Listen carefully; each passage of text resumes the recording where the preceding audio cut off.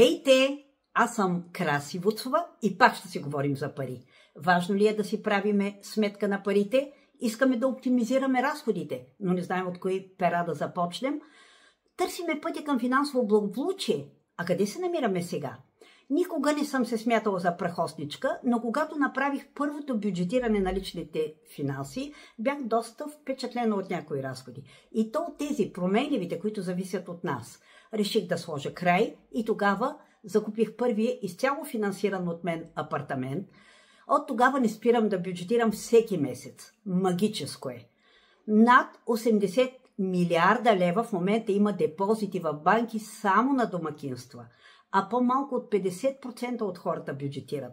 Така че да се говори за безпаричие в днешно време вече не е модерно. Нека да бъдем от другата половина.